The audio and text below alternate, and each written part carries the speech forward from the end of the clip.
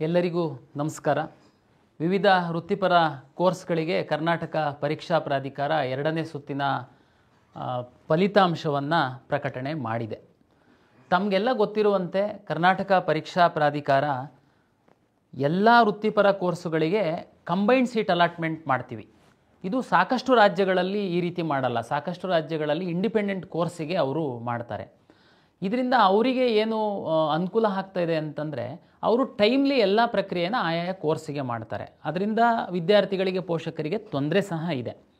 But Karnataka ರಾಜ್ಯದಲ್ಲಿ ಎಲ್ಲ ಕೋರ್ಸುಗಳಿಗೆ ಕಂಬೈನ್ಡ್ ಸೀಟ್ ಅಲಾಟ್ಮೆಂಟ್ ಮಾಡ್ತೀವಿ. ನಮ್ಮ ಸಮಸ್ಯೆ ಏನು ಅನ್ನುವಂಥದ್ದನ್ನು ಮೊದಲು ನಾನು ವಿವರಿಸ್ತೀನಿ. AICT ಅವರು ಇಂಜಿನಿಯರಿಂಗ್ ಕಾಲೇಜುಗಳಿಗೆ ಯಾವ ಸಂದರ್ಭದಲ್ಲಿ ಅಡ್ಮಿಷನ್ಸ್ ಆಗಬೇಕು, ಲಾಸ್ಟ್ ಡೇಟ್ ಯಾವಾಗ ಅಂತ AICTE ಅವರು ಹೇಳ್ತಾರೆ. ಮೆಡಿಕಲ್ಲು ಮತ್ತು ಡೆಂಟಲ್ಲಿಗೆ ಸಂಬಂಧಪಟ್ಟಂತೆ ತಮ್ಗೆ ಗೊತ್ತಿದೆ MCC ಅವರು ಟೈಮ್ ಟೇಬಲನ್ನು ಕೊಡ್ತಾರೆ. ಇದು ಎರಡನ್ನೂ ಅಲೈನ್ ಮಾಡಲಿಕ್ಕೆ ನಮಗೆ ಸಾಕಷ್ಟು ಸಮಸ್ಯೆ ಆಗ್ತಾಯಿದೆ. ಈ ಹಿನ್ನೆಲೆಯಲ್ಲಿ ನಾವು ಇಂಜಿನಿಯರಿಂಗಿಗೆ ಸಂಬಂಧಪಟ್ಟಂತೆ ಎಲ್ಲ ರೆಡಿ ಮಾಡ್ಕೊಂಡಿದ್ದರೂ ಸಹ MCC ಅವರು ಮೆಡಿಕಲ್ಲು ಡೆಂಟಲ್ಲಿಂದು ಟೈಮ್ ಟೇಬಲ್ ಕೊಡಲಿಲ್ಲ ಅನ್ನೋ ಕಾರಣಕ್ಕೆ ನಮ್ಮದು ಫಸ್ಟು ಸುತ್ತಿನ ಒಂದು ಫಲಿತಾಂಶ ಅಡ್ಮಿಷನ್ಸ್ ಎಲ್ಲ ಡಿಲೇ ಆಯಿತು. ಅಂತಿಮವಾಗಿ ಅದು ಮುಗೀತು. ಕೊನೆಗೆ ಎರಡನೇ ಸುತ್ತಿನ ಫಲಿತಾಂಶಕ್ಕೆ ಸಾಕಷ್ಟು ಸಿದ್ಧತೆಯನ್ನು ನಾವು ಮಾಡಿಕೊಂಡ್ವಿ ಮತ್ತು ಅದಕ್ಕೆ ತಕ್ಕಂತೆ ನಾವು ನಿಮಗೆ ಬಿಟ್ವಿ. ನಾವು ಏನು ಹೇಳಿದ್ವಿ, MCC ಅವರು ಎರಡನೇ ಸುತ್ತಿನ ಮೆಡಿಕಲ್ಲು ಮತ್ತು ಡೆಂಟಲಿಗೆ ಸಂಬಂಧಪಟ್ಟಂತಹ ಫಲಿತಾಂಶ ಬಿಟ್ಟ ನಂತರ ನಾವು ಮಾಕ್ ರಿಸಲ್ಟನ್ನೇ ಬಿಡ್ತೀವಿ. ಅವರು ಫಲಿತಾಂಶವನ್ನು ಬಿಟ್ಟ ನಂತರ ಕ್ವಿಟ್ ಆಗಲಿಕ್ಕೆ ನಾವು ಅವಕಾಶವನ್ನು ಕೊಡ್ತೀವಿ.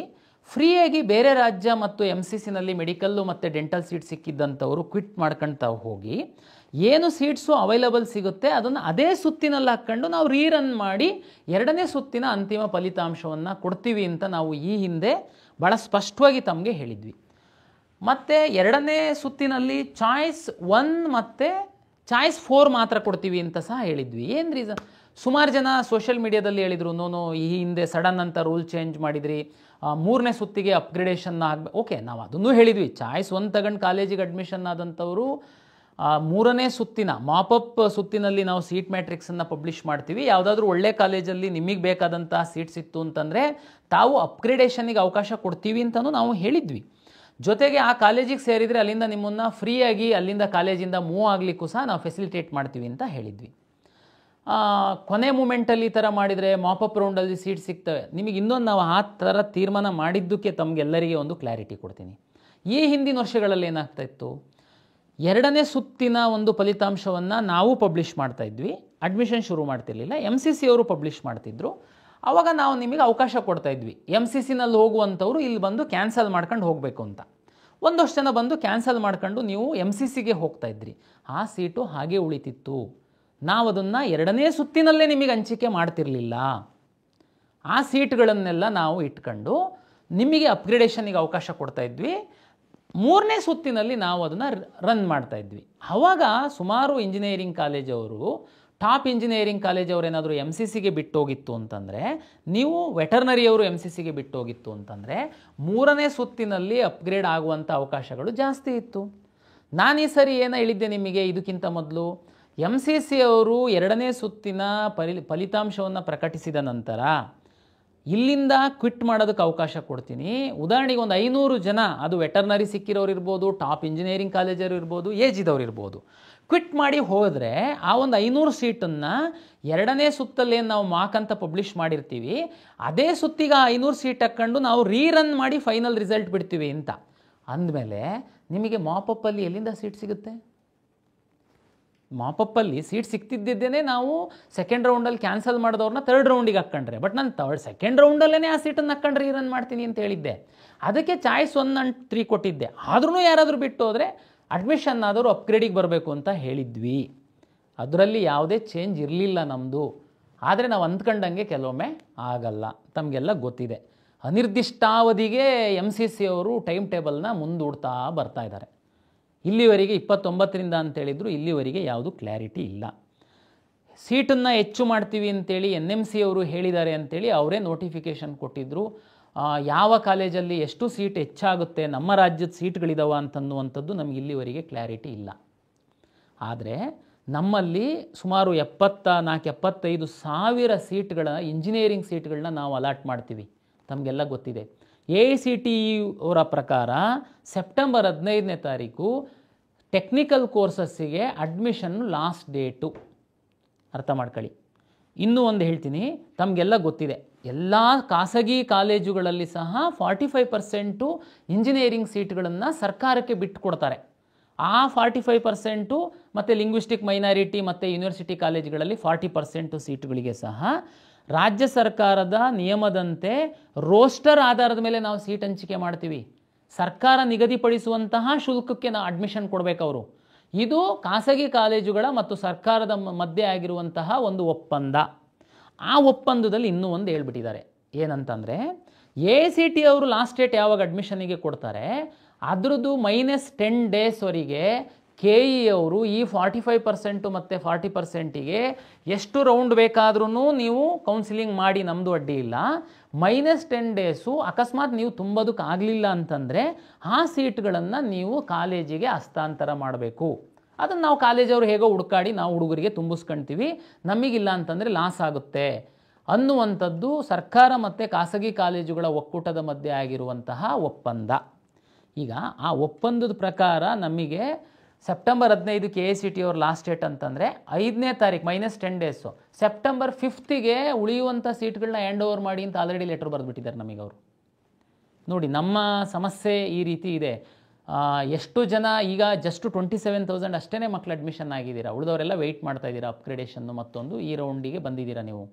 ಹಾಗಾಗಿ ನಾನು MCC ಅವರ ಟೈಮ್ ಟೇಬಲ್ಲಿಗೆ ನಾನು ಈ ಎಲ್ಲ ರೌಂಡ್ಗಳನ್ನ ಅಲೈನ್ ಮಾಡಲಿಕ್ಕೆ ಹೋದರೆ ಪ್ರಾಕ್ಟಿಕಲ್ಲಾಗಿ ಈ ಥರದ್ದು ಸಮಸ್ಯೆಗಳಿದೆ. ಇದು ಮಕ್ಕಳಿಗೆ, ಪೇರೆಂಟ್ಸಿಗೆ ಈ ಒಂದು ಸೂಕ್ಷ್ಮತೆಗಳು ತಮಗೆ ಮಾಹಿತಿ ಗೊತ್ತಿರಲ್ಲ, ಅದು ತಮಗೆ ಮಾಹಿತಿ ಇರಲಿಲ್ಲ. ಆದ್ರೂ ನಾವು ಸ್ಟೂಡೆಂಟು ಮತ್ತು ಪೇರೆಂಟ್ಸ್ ಪರನೇ. ಅದಕ್ಕೇ ನಾವು ನಮ್ಮ ಉನ್ನತ ಶಿಕ್ಷಣ ಸಚಿವರು ಸುಧಾಕರ್ ಸರ್ ಅವರು ಎಸ್ಟರ್ಡೇ ನಾವು ಪ್ರಯತ್ನ ಮಾಡ್ತಾ ಇದ್ದಾರೆ AICTE ಅವರಿಗೆ ಅಟ್ಲೀಸ್ಟ್ ಒಂದು 15 ಡೇಸು ನೀವು ಟೆಕ್ನಿಕಲ್ ಕೋರ್ಸಸ್ಸಿಗೆ ಟೈಮನ್ನು ಎಕ್ಸ್ಟೆಂಡ್ ಮಾಡಿ ಅಂತ ರಿಕ್ವೆಸ್ಟನ್ನು ಕಳಿಸಿದ್ದಾರೆ. ಬಟ್ ಆದರೆ ರಿಕ್ವೆಸ್ಟು ಕನ್ಸಿಡರ್ ಮಾಡ್ತಾರೆ ಮಾಡಲ್ಲ ಅನ್ನುವಂಥದ್ದು ನಮಗೆ ಗೊತ್ತಿಲ್ಲ. ಆ ಹಿನ್ನೆಲೆ ಒಳಗಡೆ ನಾವು ಇದು ಎಲ್ಲ ನಾವು ಟೈಮ್ ಟೇಬಲ್ನ ಸೆಟ್ ಮಾಡ್ಕೊಳ್ಬೇಕು. ಇದು ನಮ್ಮ ಒಂದು ಸದ್ಯದ ಒಂದು ಪರಿಸ್ಥಿತಿ ಪ್ರಾಧಿಕಾರದ್ದು. ಇದು ತಮಗೆ ಮಾಹಿತಿಗಿರಲಿ ಅಂತೇಳಿ ನಾನು ತಮಗೆ ಹೇಳ್ತಾ ಇದ್ದೀನಿ. ಈಗ ಈ 2ನೇ ಸುತ್ತಿನ ಫಲಿತಾಂಶ ಪ್ರಕಟಣೆಯಾಗಿದೆ. ಭಾಳಷ್ಟು ವಿದ್ಯಾರ್ಥಿಗಳು ಭಾಳಷ್ಟು ಗೊಂದಲದಲ್ಲಿ ಇದ್ದೀರಾ. ಯಾಕೆ ಅಂತಂದರೆ ಮೆಡಿಕಲ್ ಸೀಟ್ ಜಾಸ್ತಿ ಆಗುತ್ತೆ, ಎಷ್ಟು ಜಾಸ್ತಿ ಆಗುತ್ತೆ ಏನು ಅಂತ ಗೊತ್ತಿಲ್ಲ. ಅದಕ್ಕೆ ನಾನು ನಿಮಗೆ ಕ್ಲಾರಿಟಿ ಕೊಡೋದಕ್ಕೆ ನಾನು ಇಚ್ಛೆ ಪಡ್ತೀನಿ. ಒಂದು, ತಮಗೆಲ್ಲ ಗೊತ್ತಿರುವಂತೆ ಮೆಡಿಕಲ್ಲು ಡೆಂಟಲ್ಲಿಗೆ ಸಂಬಂಧಪಟ್ಟಂತೆ ಈ ಹಿಂದೆ ನಾನು ಹೇಳ್ದಂತೆಯೇ ಮಾಕ್ ಆರ್ ಪ್ರಾವಿಷನಲ್ ರಿಸಲ್ಟನ್ನು ಪಬ್ಲಿಷ್ ಮಾಡಿದ್ದೀನಿ. ಡಿ ಕೆಟಗರೈಸೇಷನ್ ಎಲ್ಲದೂ ಮಾಡಿನೇ ಪಬ್ಲಿಷ್ ಮಾಡಿರುವಂಥದ್ದು. ನಿಮಗೆ ಈಗ ಏನು ಸೀಟ್ ಸಿಕ್ಕಿದೆ ಅದು 100% ನಿಮಗೆ ಖಾತ್ರಿನೇ, ನೋ ಡೌಟ್. ಇನ್ನೂ ನಿಮಗೆ ಸೀಟು ಕರ್ನಾಟಕದ ಮೆಡಿಕಲ್ ಕಾಲೇಜುಗಳಲ್ಲಿ ಈಗಿರುವಂಥ ಕಾಲೇಜುಗಳಲ್ಲಿ ಸೀಟು ಜಾಸ್ತಿ ಆದರೆ, MCC ರಿಸಲ್ಟು ಪಬ್ಲಿಷ್ ಮಾಡಿದ ಮೇಲೆ ಕೆಲವು ಮಕ್ಕಳು ಬಿಟ್ಟೋದರೆ ಆ ಸೀಟ್ಗಳನ್ನೂ ಸಹ ನಾನು ಹಾಕಿಕೊಂಡು ಮಾರ್ಕ್ ಮತ್ತು ಪ್ರಾವಿಷನಲ್ ರಿಸಲ್ಟ್ ಈಗೇನು ಪಟ್ಟಿ ಪಬ್ಲಿಷ್ ಮಾಡಿದ್ದೀನಿ ಅದನ್ನು ನಾನು ರೀರನ್ ಮಾಡ್ತೀನಿ. ಅಂದರೆ ನೀವು ಮೆಡಿಕಲ್ ಸೀಟಿಗೆ ಪಡೆದಿರುವಂಥವರು ಇನ್ನೂ ಮೇಲಿನ ಸ್ಥಾನಕ್ಕೇ ಹೋಗ್ತೀರಾ, ಕೆಳಗೆ ಬರಲ್ಲ ಅಂತನ್ನುವಂಥದ್ದು ಅದು ಸತ್ಯ. ಯಾಕೆಂತಂದರೆ ನಾವು ಈಗ ಹೊಸದಾಗಿ ಏನು ಯಾರಿಗೂ ಒಳಗಡೆ ಬಿಡಲ್ಲ ಅನ್ನೋ ಕಾರಣಕ್ಕೋಸ್ಕರ ನಿಮ್ಮ ಸ್ಥಾನ ಅಂತೂ ಭದ್ರ ಆಗಿದೆ ಒಂದು ಸೀಟು ಅಂತನ್ನುವಂಥದ್ದು. ಈಗ ಆಯುಷು ಮತ್ತು ಉಳಿದಂಥ ಇಂಜಿನಿಯರಿಂಗ್ ಇತರೆ ಕೋರ್ಸ್ಗಳಿಗೆ ನಾವು ಏನು ಶುರು ಮಾಡ್ತಾಯಿದ್ದೀವಿ, ಈಗ ಅಡ್ಮಿಷನ್ ಪ್ರಕ್ರಿಯೆನ ಶುರು ಮಾಡಬೇಕು. ನನ್ನ ಈ ಹಿಂದಿನ KE ನಿರ್ದೇಶನದ ಪ್ರಕಾರ ಚಾಯ್ಸ್ 1 and 4 ಮಾತ್ರ ಇತ್ತು. ಅದು ಯಾಕೆ ಕೊಟ್ಟಿದ್ವಿ, ಯಾಕೆ ಅನಿವಾರ್ಯತೆ ಇತ್ತು ಅನ್ನುವಂಥದ್ದು ನಾನು ಈಗಾಗಲೇ ತಮಗೆ ಎಕ್ಸ್ಪ್ಲೈನ್ ಮಾಡಿದ್ದೀನಿ. ಅದೇ ಸ್ಟ್ಯಾಂಡನ್ನು ನಾವು ಮುಂದುವರಿಸುವಂಥದ್ದಕ್ಕೆ ಸಾಧ್ಯ ಇದೆಯಾ? ಇವತ್ತಿನ ಪರಿಸ್ಥಿತಿಯಲ್ಲಿ ನನಗೆ ಸ್ವಲ್ಪ ಕಷ್ಟ ಇದೆ. ಕಾರಣ ಏನು ಅಂತಂದರೆ, ಆಯುರ್ವೇದ ಕಾಲೇಜುಗಳದ್ದು ಸೀಟ್ ಮ್ಯಾಟ್ರಿಕ್ಸನ್ನು ಅವರು ಎಷ್ಟು ಪ್ರಯತ್ನ ಮಾಡಿದ್ರು ಅವರು ಕೊಟ್ಟರು, ಸೆಕೆಂಡ್ ರೌಂಡಿಗೆ ಫಸ್ಟ್ ಕೊಟ್ಟಿದ್ದಾರೆ. ಒಂದಷ್ಟು ನರ್ಸಿಂಗ್ ಕಾಲೇಜುಗಳು ಸಹ ಸೆಕೆಂಡ್ ರೌಂಡಿಗೆ ಅವರು ನಮಗೆ ಕೊಟ್ಬಿಟ್ಟಿದ್ದಾರೆ. ಈ ಕಾರಣಕ್ಕೋಸ್ಕರ ನಾವು ಚಾಯ್ಸ್ 1 and 4 ಕೊಡುವಂಥದ್ದು, ಕೇವಲ ಚಾಯ್ಸ್ 1 and 4 ಕೊಡುವಂಥದ್ದು ವಿದ್ಯಾರ್ಥಿಗಳ ಹಿತದೃಷ್ಟಿಯಿಂದ ಸೂಕ್ತ ಅಲ್ಲ ಅಂತ ನಾವು ತೀರ್ಮಾನಕ್ಕೆ ಬಂದಿದ್ದೀವಿ. AICTE ಅವರು ಕಟ್ ಆಫ್ ಡೇಟ್ ಇರೋದ್ರಿಂದ ನಮಗೆ ಸ್ವಲ್ಪ ಭಯ ಸಹ ಇದೆ. ಬಟ್ ಸ್ಟಿಲ್ ನಾವು ವಿದ್ಯಾರ್ಥಿಗಳ ದೃಷ್ಟಿಯಿಂದ ಚಾಯ್ಸ್ 1 and 4 ಮಾತ್ರ ಕೊಟ್ಟರೆ ನಿಮಗೆ ಸ್ವಲ್ಪ ತೊಂದರೆ ಆಗುತ್ತೆ ಅನ್ನುವಂತಹ ಕಾರಣಕ್ಕೆ 2ನೇ ಸುತ್ತಿನ ಫಲಿತಾಂಶದ ನಂತರ ಮೆಡಿಕಲ್ಲು ಡೆಂಟಲ್ಲು ಹೊರತುಪಡಿಸಿ ಉಳಿದ ಎಲ್ಲ ಕೋರ್ಸುಗಳಿಗೆ ಈ ಹಿಂದೆ ಇದ್ದಂತೆ ಚಾಯ್ಸ್ 1, 2, 3, 4 ನಾವು ಕೊಡ್ತಾಯಿದ್ದೀವಿ. ಹಾಗಾಗಿ ನೀವು ಏನು ಚಿಂತೆ ಮಾಡುವಂತಹ ಅಗತ್ಯ ಇಲ್ಲ. ಆದರೆ ಎಲ್ಲಿ ಜಾಗರೂಕರಾಗಿರಬೇಕು ಅಂತನ್ನುವಂಥದ್ದು ಪ್ರಾಧಿಕಾರದ ವತಿಯಿಂದ ಒಂದು ವಿನಂತಿ. ನಿಮಗೆ ಚಾಯ್ಸ್ 1, 2, 3, 4 ಅಂತನ್ನುವಂಥ ತಮಗೆಲ್ಲರಿಗೂ ಗೊತ್ತಿದೆ. ಆದರೆ ಈ ರೌಂಡಿನ ಚಾಯ್ಸ್ 1, 2, 3, 4 ಅಂತನ್ನುವಂಥ ಸೂಕ್ಷ್ಮವಾಗಿ ನಾನು ತಮಗೆ ಹೇಳಲಿಕ್ಕೆ ಇಚ್ಛೆಪಡ್ತೀನಿ. ಚಾಯ್ಸ್ 1 ತುಂಬ ಖುಷಿ ಇದೆ, ಯಾಕೆ ಡಿ ಕ್ಯಾಟಗರೈಸೇಷನ್ ಎಲ್ಲ ಆಗಿದೆ, ಕೆಲವರಿಗೆಲ್ಲ ಒಳ್ಳೆ ಸೀಟು ಸಿಕ್ಕಿರ್ಬೋದು, ನಿಮ್ಮ ಅದಕ್ಕಿಂತ ಹೈಯರ್ ಆಪ್ಷನ್ಸ್ ಇಲ್ಲದೆ ಇರ್ಬೋದು. ನಿಮ್ಮ ಒಂದು ಉದ್ದೇಶನೇ ಗುರಿನೇ ಒಂದು ಯಾವುದೋ ಕಾಲೇಜಲ್ಲಿ ಒಂದು ಸೀಟ್ ಪಡಿಬೇಕು ಅಂತಿತ್ತು, ಅದು ಈಗ ಸಿಕ್ಬಿಟ್ಟಿದೆ. ದಯಮಾಡಿ ತಾವು ಚಾಯ್ಸ್ 1 ಹಾಕಿ ಕಾಲೇಜ್ ಸೀಟ್ ಕನ್ಫರ್ಮೇಷನ್ ಚಾಯ್ಸ್ 1 ಹಾಕಿ ಹಣ ಕಟ್ಟಿ ಸೀಟ್ ಕನ್ಫರ್ಮೇಷನ್ ಸ್ಲಿಪ್ಪನ್ನು ಡೌನ್ಲೋಡ್ ಮಾಡ್ಕೊಳ್ಳಿ, ಕಾಲೇಜಿಗೆ ಹೋಗಿ ಅಡ್ಮಿಷನ್ ಆಗಿ. ಈಗ ಸಿಕ್ಕಿರುವಂಥದ್ದು ನನಗೆ ಖುಷಿ ಇದೆ, ಆದರೆ ನನ್ನ ಮೇಲಿನ ಇನ್ನೊಂದಷ್ಟು ಆಪ್ಷನ್ಗಳು ನನ್ನಲ್ಲಿದೆ. ಅವ್ರು ಯಾರಾದ್ರೂ ಬಿಟ್ಕೊಡ್ತು ಅಂತಂದರೆ ನಾನು ಆ ಕೋರ್ಸಿಗೆ ಹೋಗುವಂಥದ್ದಕ್ಕೆ ನಾನು ಇಚ್ಛೆ ಪಡ್ತೀನಿ ಅಂತ ಅನ್ನುವಂಥವರು ದಯಮಾಡಿ ಚಾಯ್ಸ್ 2 ಹಾಕಿ ಆ ಕೋರ್ಸು ಫೀಸು ಅಂದರೆ ಚಾಯ್ಸ್ 2 ಈಗ ಯಾವ ಸೀಟ್ ಸಿಕ್ಕಿದೆ ಅದರದ್ದು ಕೋರ್ಸ್ ಫೀಸ್ ಏನಿದೆ ಆ ಕೋರ್ಸ್ ಫೀಸನ್ನು ತಾವು ಕಟ್ಟಬೇಕಾಗುತ್ತೆ. ಚಾಯ್ಸ್ 2 ಹಾಕ್ತೀರಾ, ಕೋರ್ಸ್ ಫೀಸನ್ನು ಕಟ್ತೀರಾ. ಆದರೆ ನೀವು ಕಾಲೇಜಿಗೆ ಹೋಗಿ ಅಡ್ಮಿಷನ್ ಆಗುವಂಥದ್ದಿರಲ್ಲ, ತಾವು ವೆಯ್ಟ್ ಮಾಡ್ತೀರಾ. ಚಾಯ್ಸ್ 3 ಆ್ಯಕ್ಚುಲಿ ಚಾಯ್ಸ್ 3 2ನೇ ರೌಂಡಲ್ಲಿ ಕೊಡುವಂಥದ್ದು ಆ್ಯಕ್ಚುಲಿ ಹೇಳಬೇಕು ಅಂತಂದರೆ ಇಂದಿನ ವರ್ಷದ ನಮ್ಮ ಅನುಭವದ ಪ್ರಕಾರ ಸೂಕ್ತ ಅಲ್ಲ. ಕೆಲವರು ತಮಾಷೆಗೋಸ್ಕರ ಚಾಯ್ಸ್ 3 ಹಾಕಿ ಏನೂ ಅವ್ರದ್ದು ನಮ್ಮ ಹತ್ರ ಇರಲ್ಲ, ಲಾಸ್ಟ್ ಮೂಮೆಂಟಲ್ಲಿ ಅವರು ಈ ಕಡೆ ರೆಸ್ಪಾಂಡ್ ಮಾಡದೇ ಇಲ್ಲದೆ ಕಾಲೇಜಿಗೆ ಸೀಟ್ ಬಿಟ್ಟುಕೊಟ್ಟಂಥ ಉದಾಹರಣೆಗಳಿದ್ದಾವೆ. ಆದರೂ ಸಹ ನಾವು ಯಾರೋ ಕೆಲವರು ಮಾಡಿರುವಂಥದ್ದಕ್ಕೆ ಎಲ್ಲ ವಿದ್ಯಾರ್ಥಿಗಳಿಗೆ ನಾವು ಒಂದೇ ಸಮಾನವಾಗಿ ನೋಡುವಂಥದ್ದು ಸೂಕ್ತ ಅಲ್ಲ ಅಂತ ಅಂದ್ಕೊಂಡು ಚಾಯ್ಸ್ 3 ಸಹ ಕೊಡ್ತಾಯಿದ್ದೀವಿ. ಆದರೆ 10,000 ರೂಪೀಸ್ ಕಾಶನ್ ಡೆಪಾಸಿಟ್ ಕಟ್ಟಿ ಅಂತ ನಾನು ರಿಕ್ವೆಸ್ಟ್ ಮಾಡ್ತಾಯಿದ್ದೀನಿ. ಚಾಯ್ಸ್ 3 ಯಾರು ಹಾಕ್ತೀರಾ ಕಾಶನ್ ಡೆಪಾಸಿಟ್ ತಾವು ಕಟ್ಟಬೇಕು. ಚಾಯ್ಸ್ 1 ಹಾಕಿರೋರು ನಮ್ಮ ಲಿಸ್ಟಿಂದ ಹೊರಗಡೆ ಹೋಗಿರ್ತಾರೆ. ಚಾಯ್ಸ್ 2 ಹಾಕಿರುವಂಥವ್ರು ನೆಕ್ಸ್ಟು ಅಪ್ಗ್ರೇಡ್ ಆಗಲಿಲ್ಲ ಅಂತಂದರೆ ಆ ಸೀಟಿಗೆ ತಾವು ಹೋಗಿ ಅಡ್ಮಿಷನ್ ಆಗಲೇಬೇಕು. ಆವಾಗ ಯಾವುದೂ ಅವಕಾಶ ಇರಲ್ಲ ತಮಗೆ ಬಿಟ್ಕೊಡೋದಕ್ಕೆ. ಇಲ್ಲ ಅಂತಂದರೆ ನೀವು course fees plus 5 times penalty ಕಟ್ಟಿ ಸೀಟನ್ನು ಕ್ಯಾನ್ಸಲ್ ಮಾಡ್ಕೊಳ್ಳುವಂಥ ಪನಿಷ್ಮೆಂಟ್ ಇದೆ. ಚಾಯ್ಸ್ 3 ಹಾಕಿರೋರೆ 10,000 ಅಲ್ಲ ಕಟ್ಟನ, ನೋ, 10,000 ಕಾಶನ್ ಡೆಪಾಸಿಟ್ ಕಟ್ಟುವಂಥದ್ರ ಜೊತೆಗೆ ಚಾಯ್ಸ್ 3 ಅವರು ಚಾಯ್ಸ್ 3 ಅಂದ್ರೇನು, ಈಗ ನಿಮಗೆ ಸಿಕ್ಕಿರುವಂಥದ್ದು ನಿಮ್ಮ ಖಾತೆಯಿಂದ ಸೀಟು ಬಿಟ್ಟು ಹೋಗುತ್ತೆ, ಉಳಿದಂಥ ಎಲ್ಲ ಆಪ್ಷನ್ಸ್ಗಳಿರುತ್ತೆ. 10,000 ಕೊಟ್ಬಿಟ್ಟು ಸುಮ್ಮನೆ ಕೂರುವಂಥದ್ದಲ್ಲ, ನೀವು ನೆಕ್ಸ್ಟ್ ರೌಂಡಲ್ಲಿ ಕಂಪಲ್ಸರಿ ಅಡ್ಮಿಷನ್ಸ್ ಇದೆ. ಹಾಗಾಗಿ ಚಾಯ್ಸ್ 3 ಹಾಕಿ 10,000 ಕೊಟ್ಟ ಮಾತ್ರಕ್ಕೆ ನೀವು ಸೇಫ್ ಅಂತಲ್ಲ. ತಾವು ದಯಮಾಡಿ ನಿಮ್ಮ ಲಾಗಿನ್ ಒಳಗಡೆ ಇರುವಂತಹ ಎಲ್ಲ ಆಪ್ಷನ್ಗಳನ್ನ ತಾವು ಪರಿಶೀಲನೆ ಮಾಡಿ. ನಿಮಗೆ ನಿಜವಾಗೂ ಈ ಕಾಲೇಜು ಸಿಕ್ಕಿದರೆ ಮಾತ್ರ ನಾನು ಹೋಗ್ತೀನಿ ಅನ್ನುವಂಥದ್ದನ್ನು ಖಾತ್ರಿಪಡಿಸ್ಕೊಂಡು ಅಂಥ ಕಾಲೇಜುಗಳನ್ನು ಮಾತ್ರ ತಮ್ಮ ಖಾತೆ ಒಳಗಡೆ ಲಾಗಿನ್ ಒಳಗಡೆ ಇಟ್ಕೊಳ್ಳಿ. ಸುಮ್ಮನೆ ಚಾಯ್ಸ್ 3 ಹಾಕ್ಬಿಟ್ಟು 10,000 ಕೊಟ್ಟು ನೀವು ಯಾವುದೋ ಫಸ್ಟ್ ರೌಂಡಲ್ಲಿ ಹಾಕಿರುವಂಥ ಎಷ್ಟೋ ಕಾಲೇಜ್ಗಳು ಇಷ್ಟ ಇದೆ ಇಷ್ಟ ಇಲ್ದಿರೋವೆಲ್ಲ ಇರ್ತವೆ. ನಮ್ಮ ಸಿಸ್ಟಮಿಗೆ ಏನು ಗೊತ್ತಾಗುತ್ತೆ, ನೀವು ಹಾಕಿರೋ ಆಪ್ಷನ್ ಮೇಲೆ ಪ್ರಿಯಾರಿಟಿ ಮೇಲೆ ಅಲರ್ಟ್ ಮಾಡ್ತೀವಿ. 3rd ರೌಂಡಿಗೆ ಬಂದಾಗ ನೋ ನನಗೆ ಅದೂ ಇಷ್ಟ ಇಲ್ಲ ಅಂತಂದರೆ 10,000 ರೂಪಾಯಿ ಫೋರ್ಫಿಟ್ ಮಾಡ್ತೀವಿ. ಜೊತೆಗೆ ನಿಮ್ಮದು ಆ course fees plus 5 times penalty ಹಾಕ್ತೀವಿ. ಇಲ್ಲ ನನಗೇನು ನಾನು ಬರೋದೇ ಇಲ್ಲ ಈ ಕಡೆ 10,000 ರೂಪಾಯಿ ಅಷ್ಟೇ ಇರುತ್ತೆ ಅಂತ ನೀವು ಅಂದ್ಕೊಳ್ಬೋದು. ಆದರೆ ನೀವು ಎಲ್ಲೂ ಹೋಗ್ಲಿಕ್ಕಾಗಲ್ಲ ಕರ್ನಾಟಕ ಪರೀಕ್ಷಾ ಪ್ರಾಧಿಕಾರ ಬಿಟ್ಟು. ನೀವು ನೆಕ್ಸ್ಟ್ ಇಯರ್ ಸಹ ಬರ್ತೀರ, ತಮ್ಗೆ ಗೊತ್ತಿರಬೇಕು. ಲಾಸ್ಟ್ ರೌಂಡಲ್ಲಿ ಸೀಟ್ ತಗೊಂಡು ಅಡ್ಮಿಷನ್ ಆಗಿಲ್ಲ ಅಂತಂದರೆ ಮುಂದಿನ ವರ್ಷ ನೀವು ಕೌನ್ಸಿಲಿಂಗಲ್ಲಿ ಭಾಗವಹಿಸುವಂಥದ್ದಕ್ಕೆ ಅವಕಾಶ ಇರಲ್ಲ. ಈ ವರ್ಷ ಹೋದ ವರ್ಷ ಸೀಟ್ ತಗೊಂಡು ಅಡ್ಮಿಷನ್ ಆಗಿಲ್ದಿರುವಂತಹ 1,600 ವಿದ್ಯಾರ್ಥಿಗಳಿಗೆ ಈ ವರ್ಷ ನಾವು ಬಾರ್ ಮಾಡಿದ್ದೀವಿ ಕೊನೆ ಸುತ್ತಿನಲ್ಲಿ.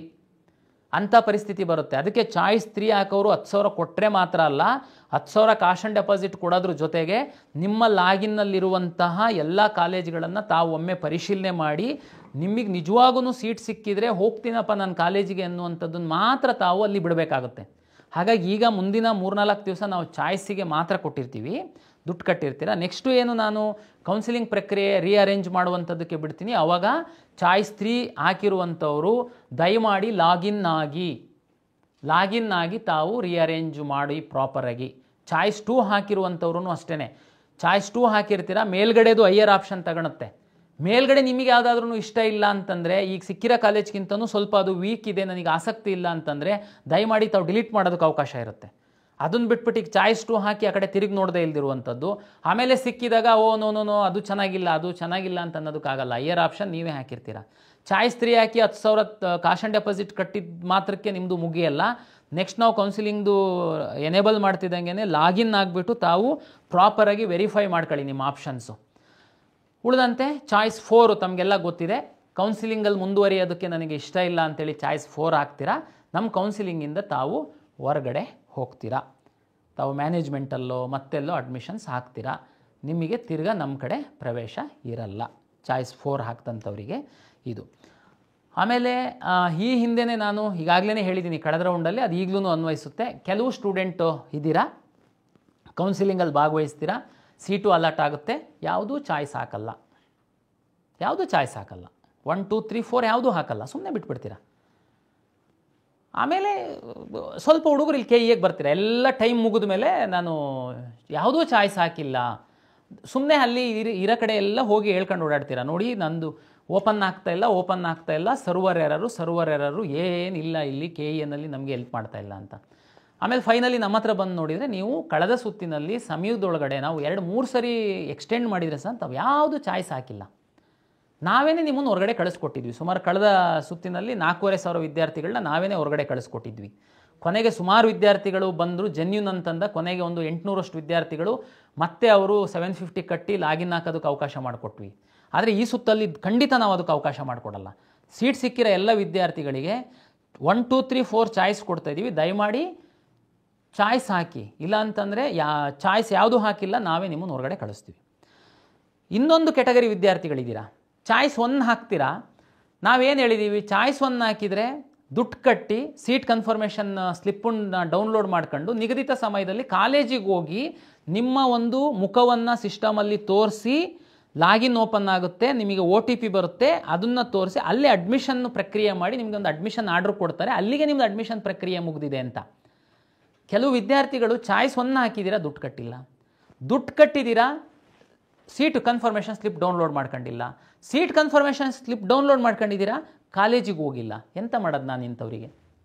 ಇಷ್ಟು ಎಲ್ಲ ನಾವು ಎಜುಕೇಟ್ ಮಾಡಿದ್ದೀವಿ. ಸಾಕಷ್ಟು ಯೂಟ್ಯೂಬ್ ಚಾನಲ್ ಅವರು ಎಜುಕೇಟ್ ಮಾಡ್ತಾ ಇದ್ದಾರೆ.